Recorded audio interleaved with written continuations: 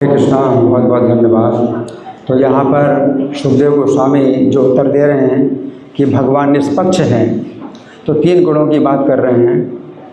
लेकिन जो मूल सिद्धांत है वो तो यही है जो प्रभु जी ने बताया कि 9वें अध्याय का 29वां श्लोक। मूल सिद्धांत यही है कि भगवान निष्पक्ष हैं। किसी के बारे में ये नहीं सोचते हैं कि ये गोरा है या काला है या गरीब है या अमीर है या बहुत मूर्ख है या विद्वान है, स्त्री पुरुष बूढ़ा बच्चा। भगवान इसका कोई विचार नहीं करते। इस संबंध में कोई पक्षपात नहीं होता।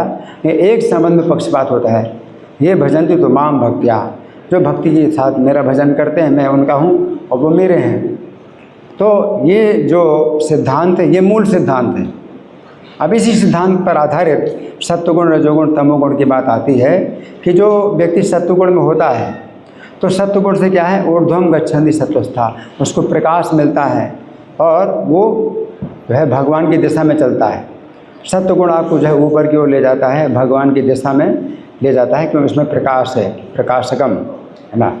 और जो रजोगुण है तो रजोगुण जो है आपको मध्य स्थिति में रखता है, यानी भगवान की दिशा में भी आप नहीं जाते और भगवान से दूर भी नहीं जाते, तो मध्य तिष्ठन्ति राजसा।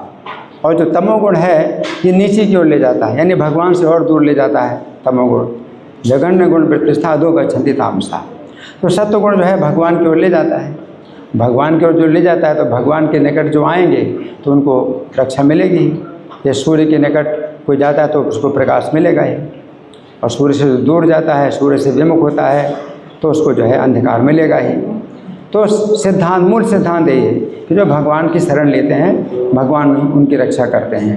तो भगवान जो है जो पृथ्वी में जब अवतार लेते हैं तो पृथ्वी की रक्षा के लिए, धर्म की रक्षा के लिए, ब्राह्मणों की रक्षा के लिए, वेदों की रक्षा के लिए, साधुओं की रक्षा के लिए, देवताओं की रक्षा के लिए भगवान अवतार लेते हैं। सत्वगुण में है।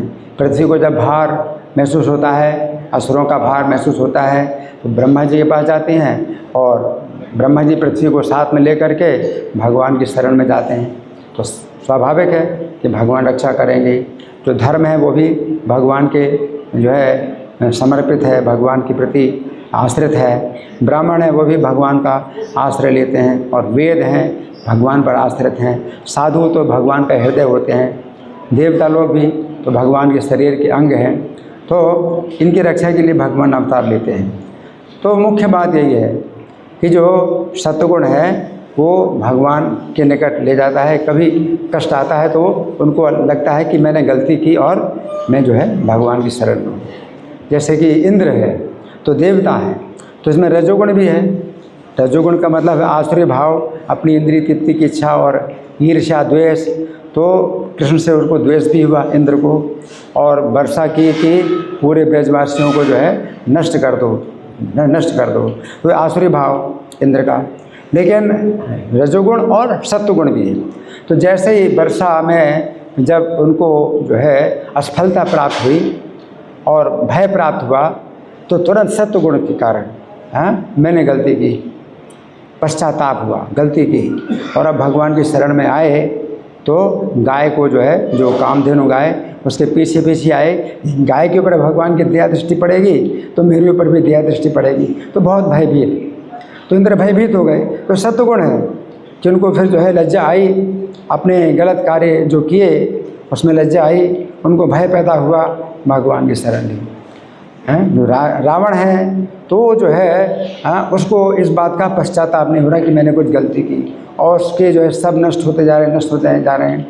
तो ये जो है जो भाव है ये तमोगुणी का है, जो कि तमोगुण, रजोगुण और तमोगुण का है। तो रावण में रजोगुण तमोगुण है, इंद्र में रजोगुण भी है, सत्वगुण भी है।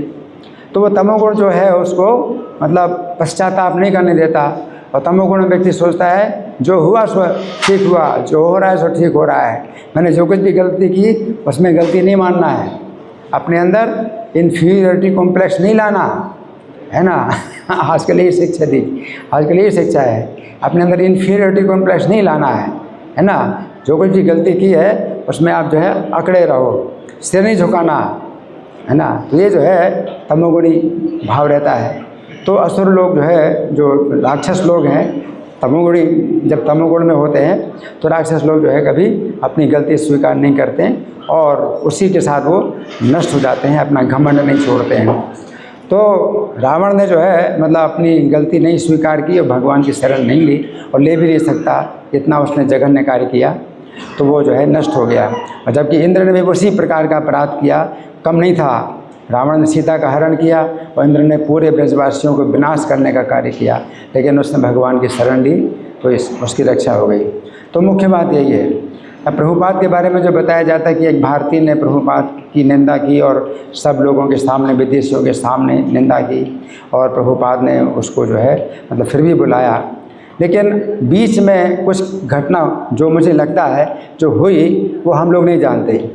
उसको जो है इस बात का बड़ा ग्लानि हुई होगी, उसको बहुत पश्चाताप हुआ होगा, उसने प्रभुपाद को संदेशा भेजा होगा कि मेरे से बहुत गलती हुई, अब मैं आपसे कैसे बात कर सकता हूँ, मैं आपके मुंह दिखाने लायक नहीं हूँ। तो प्रभुपाद को दया आई, प्रभुपाद ने बुलाया। तो ये जो बीच की जो घटना है वो हम लोग नहीं जानते या प्रभुपाद ने नहीं बताई, लेकिन सिद्धांत यही है। डेविड था, प्रभुपाद को जो है वो मारने के लिए जब वो तैयार हो गया था तो प्रभुपाद बिना कुछ कहे तुरंत बाहर निकल गए और अपना सामान भी नहीं उठाया। और फिर बाद में जो उनके दूसरे मित्र लोग थे, वो मित्र ही थे, शिष्य नहीं बने थे, तो मित्रों के द्वारा जो है अपना सामान उठवाया और जो है दूसरे स्थान में स्थानांतरण कर दिया। उसके बाद फिर डेविड के बारे में जो है भक्तों ने बताया कि वो डेविड जो है आपसे कोई भारतीय धर्म सीखना चाहता है, उसकी इच्छा है भारतीय धर्म सीखने की। तो प्रभुपाद ने कहा कि नहीं, मैं नहीं जाऊंगा उसके पास। इन लोगों की भावना ये होती है कि शिक्षा भी प्राप्त कर लेंगे फिर हत्या भी करेंगे, तो उसके अंदर वो भावना है। तो डेविड को प्रभुपाद ने बिल्कुल मौका नहीं दिया, क्योंकि वो जो है इस तरह से नहीं है कि वो अपनी गलती माने, ग्लानि महसूस करे।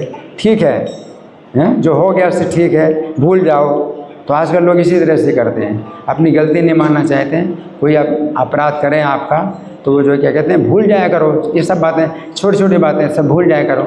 इस प्रकार से अपराध और बढ़ता जाता है ना। और जो ऐसे भगवान भी जो है ऐसे लोगों को जो है क्षमा नहीं करते जो मतलब इस तरह से होते हैं। तो यहाँ पर मुख्य बात यही है कि जो सतोगुण है, सत्वा संजायते ज्ञानम, सत्वगुण का परिणाम क्या है? ज्ञान, है ना। रजसो लोभ एवं, रजोगुण का परिणाम है लोभ, और प्रमाद मोह तमसो भवतो ज्ञानम ऐसा, और तमोगुण के द्वारा प्रमाद मोह अज्ञान, अज्ञान भगवान से दूर ले जाता है। और जो लोभ है तो लोभ में क्या है कि व्यक्ति भगवान से दूर भी नहीं जाता, भगवान के पास में भी नहीं जाता, मध्य स्थिति रहती है। और जो सत्वगुण है वो भगवान के पास ले जाता है। तो मुख्य सिद्धांत यही है, ये भगवान के लिए बिल्कुल स्वाभाविक है कि कोई अगर उनके शरण में आए तो उनकी रक्षा करेंगे, ये स्वाभाविक है।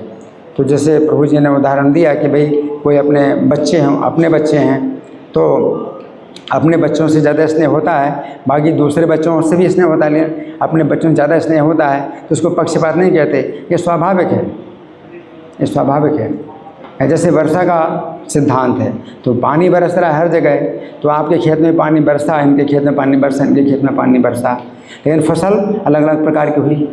तो बीज मैंने जो है बोया, गेहूं का बीज बोया तो गेहूं की फसल होगी, है ना। और किसी ने तम्बाकू का बीज बोया, तम्बाकू की फसल होगी।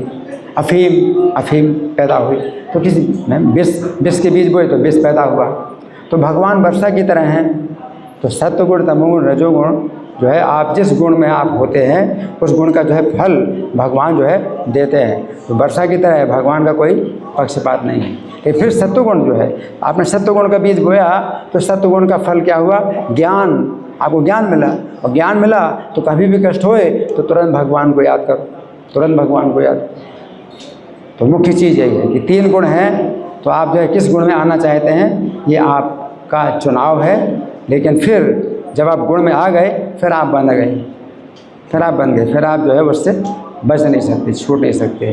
तमोगुण को आपने अपनाया, अब वो भगवान से दूर ले ही जाएगा। अब आप जो है चाहे जितना भी कोशिश करो आप उसके बंधन में आ गए। तो मुख्य चीज़ यही है कि हम सत्वगुण में जो है मतलब आए। तो प्रभुपाद ने अंतिम शिक्षा जो दी अपने जीवन में वो यही थी कि मॉर्निंग साधना ये आपको सत्वगुण में लाएगी। आप लोग मॉर्निंग साधना करो। तो सत्वगुण में आना का मतलब है कि आपको प्रकाश मिलेगा, भगवान के जो है दिशा में जो द्वार है वो खुलेगा। आप लोग सत्वगुण में आइए, आप मॉर्निंग साधना करिए। हरे कृष्ण।